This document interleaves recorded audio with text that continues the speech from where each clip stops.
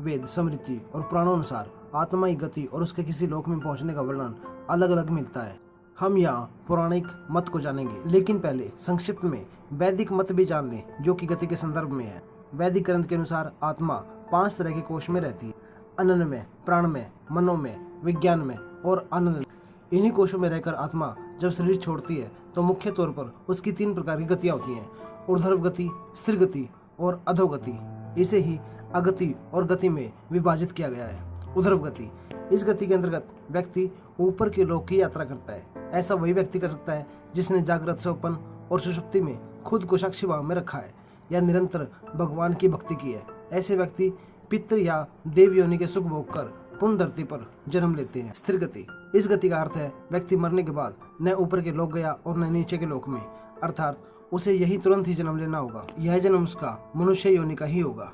अधोगति, जिस व्यक्ति ने किसी भी प्रकार का पाप करके या नशा करके अपनी चेतना या ओस के स्तर को नीचे गिरा लिया है, वह नीचे के लोकों की यात्रा करता है। रेंगने वाले कीड़े मकोड़े या गहरे जल में रहने वाले जीव जंतु अधोगति का ही परिणाम है। अब जानिए पौराणिक मान्यता। पुराणों के अनुसार जब भी कोई व्यक्ति मरता है या आत्मा शरीर को त्याग कर यात्रा आरंभ करती है तो इस दौरान उसे 3 प्रकार के मार्ग मिलते हैं। उस आत्मा को किस मार्ग पर चलाया जाएगा यह केवल उसके कर्मों पर निर्भर करता है। ये 3 मार्ग है: अर्ची मार्ग, धूम मार्ग और उत्पत्ति विनाश मार्ग। अर्ची मार्ग ब्रह्मलोक और देवलोक की यात्रा के लिए होता है। धूम मार्ग पितृलोक की यात्रा पर ले जाता है और उत्पत्ति विनाश मार्ग नरक की यात्रा के लिए है। हालांकि सभी मार्गों से गई आत्माओं को कुछ काल भिन्न भिन्न लोकों में रहने के बाद पुनः मृत्यु लोक में आना पड़ता है। अधिकतर आत्माओं को यही जन्म लेना और यही मरकर पुनः जन्म लेना होता है। जिन्होंने तप ध्यान किया है वे ब्रह्मलोक चले जाते हैं, अर्थात ब्रह्मलीन हो जाते हैं। कुछ सत्कर्म करने वाले भक्तजन स्वर्ग चले जाते हैं, स्वर्ग अर्थात वे देव बन जाते हैं। राक्षसी कर्म करने वाले कुछ प्रेत योनि में अनंत काल तक भटकते रहते हैं और कुछ देर बाद धरती पर जन्म ले लेते हैं। जन्म ले लेने वालों में यह जरूरी नहीं है कि वे मनुष्य योनि में ही जन्म ले।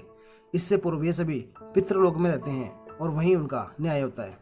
आत्मा 17 दिन तक यात्रा करने के पश्चात 18वें दिन यमपुरी पहुंचती है। गरुड़ पुराण में यमपुरी के इस रास्ते में वैतरणी नदी का उल्लेख मिलता है। वैतरणी नदी विष्ठा और रक्त से भरी हुई है। जिसने गाय को दान किया है वह इस वैतरणी नदी को आसानी से पार कर यमलोक पहुंच जाता है, अन्यथा इस नदी में वे डूबते रहते हैं और यमदूत उन्हें निकालकर धक्का देते रहते हैं।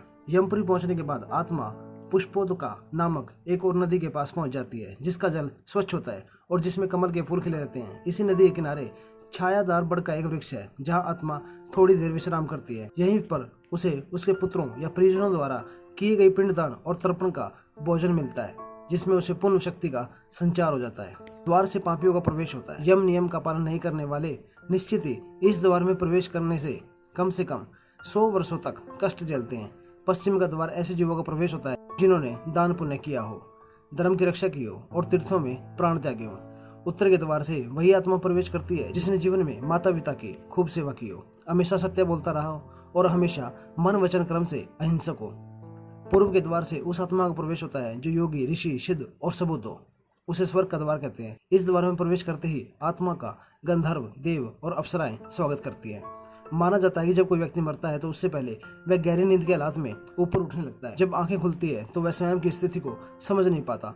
कुछ जो होशवान है वे समझ जाते हैं। मरने के 12 दिन के बाद यमलोक के लिए उसकी यात्रा शुरू होती है। वह हवा में स्वतः ही उठता जाता है। जहाँ रुकावट आती है उसे यमदूत नजर आते हैं जो उसे ऊपर की ओर गमन करवाते हैं।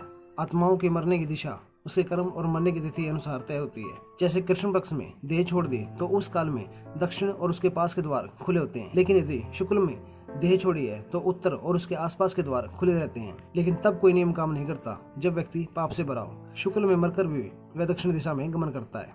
नदी पार करने के बाद दक्षिण द्वार से भीतर आने पर वे अत्यंत विस्तीर्ण सरोवरों के स्नान नेत्र वाले, धूम्रवर्ण, प्रलय मेघ के समान गर्जन करने वाले, ज्वाला में रोमदारी, बड़े तीक्ष्ण, प्रज्वलित दंत युक्त, संडसी जैसे नखों वाले, चरम वस्त्रधारी, कुटिल, भूकरिटी, भयंकरतम वेश में यमराज को देखते हैं।